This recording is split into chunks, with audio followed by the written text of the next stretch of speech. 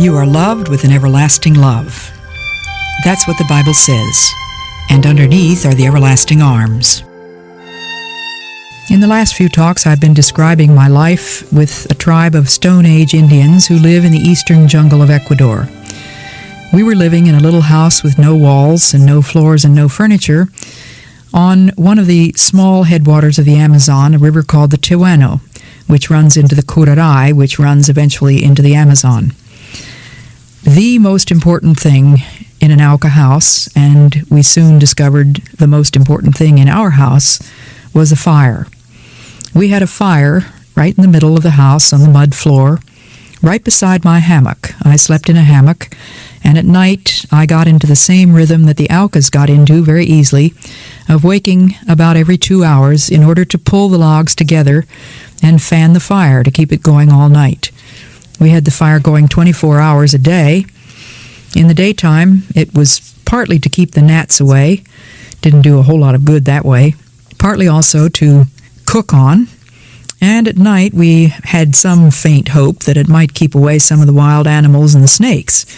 It didn't always work that way either. I remember waking one moonlight night to find a very large snake coiled within about a foot of my daughter's head, where she was sleeping on her bamboo slab just below my hammock. When the Indians would travel on the trail or in the canoe, they would carry fire with them. They had no matches. They had what they called a fire stick, which was a real nuisance. It takes about 15 minutes to make fire with a fire stick. It has to be rubbed very rapidly between the hands. The hands would be rubbed so hard that they would almost get so hot they couldn't stand it, and then they would take turns with somebody else.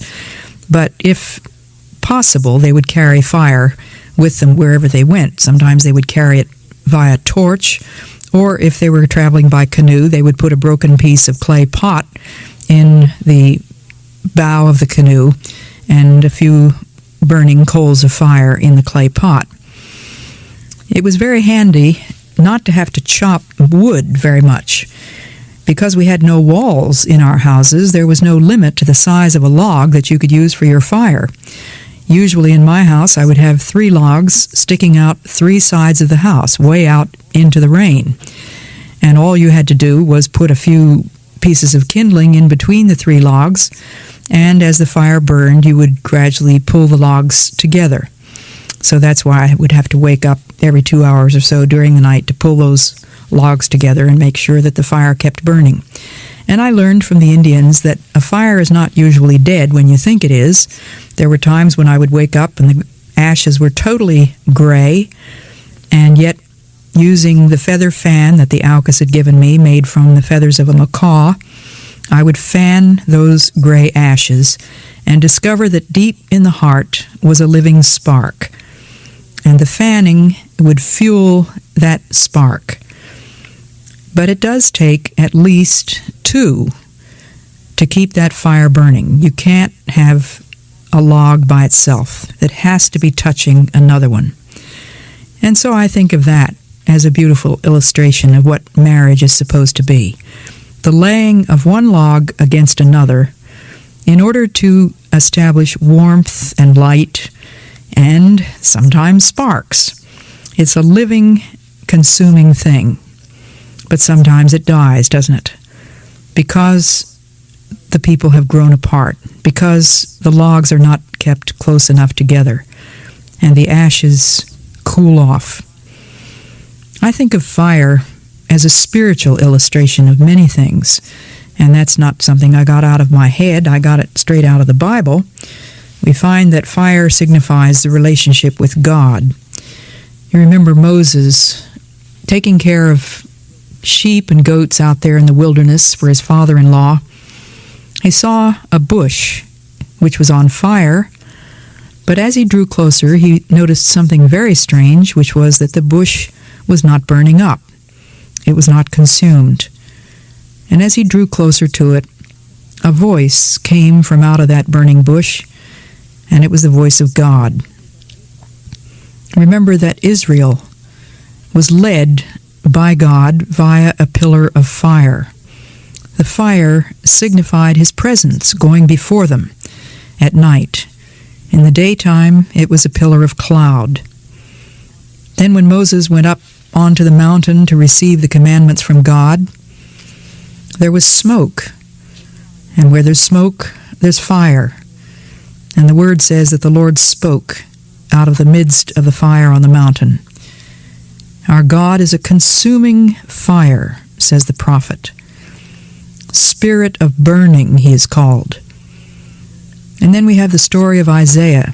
In the year that King Uzziah died, Isaiah says, I saw also the Lord high and lifted up, and his train filled the temple. And it was when Isaiah beheld the holiness of the Lord, smoke and the glory of the Lord in the temple, that it was revealed to him then how unholy, how impure he was. There's nothing like taking a good long look at who God is and at his purity and holiness to make us recognize our impurity and our lack of holiness. And Isaiah's response at that revelation was, Woe is me, for I am a man of unclean lips. I am undone. And how were those lips purified? Well, with fire. An angel flew from the altar with a burning coal and touched his lips with fire.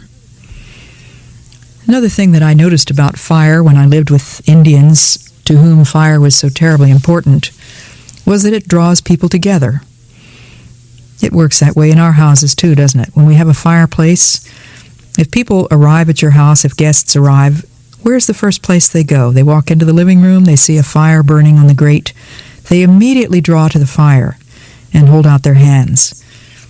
I love to see the way the Aucas, over the tiniest flame, would always cup their hands just to feel that warmth.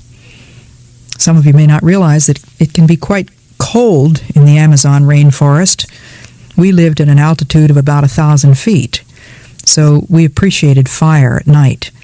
In fact, I tried sleeping without a blanket, just in my clothes, and I just about froze. I had to have my clothes and the blanket and the fire. The Aucas had neither clothes nor blanket, but they always had a fire, and they strung their hammocks like the spokes of a wheel, so that their feet were hanging almost over the fire. When I asked them, Aren't you cold? How can you sleep like that? They said, If our feet are warm, we're warm. When I took them out to civilization where there was electricity, do you know what they did the first time they saw an electric light bulb? Cupped their hands over it. They recognized that warmth and light go together. And on cold, rainy nights, there was nothing like waking up, feeling the rain coming into the sides of my wall-less house. Sometimes my blanket would be a little bit damp. But being able to fan my fire and get delicious, dry warmth. Amy Carmichael, the missionary to India, whose writings have so profoundly influenced my own life, wrote many poems. This is one of them, called Dust and Flame. But I have seen a fiery flame take to his pure and burning heart mere dust of earth, to it impart his virtue, till that dust became transparent loveliness of flame. I think she must be talking about porcelain. You take dust of earth, clay in other words, and subject it to the heat of flame, and it can become transparent loveliness. And she goes on to say, O fire of God, thou fervent flame, thy dust of earth in thee would fall, and so be lost beyond recall, transformed by thee, its very name forgotten in thine own, O flame. And then in another poem, she says, Make me thy fuel, flame of God. Henry Martyn of India prayed, Let me burn out for thee. A friend of mine has made a beautiful bronze motto for the wall of my study. I have it there right where I sit when I do my writing, with Amy Carmichael's words on it. Make me thy fuel, flame of God. That is one of the prayers of my heart. The fuel is not worth very much, is it? It's just wood which would otherwise be thrown away. But it's worth a very great deal when it takes to its heart the fire. O fire of God, thou fervent flame, thy dust of earth, that's me, Lord, thy dust of earth in thee would fall, and so be lost beyond recall, transformed by thee, its very name forgotten in thine own, O flame.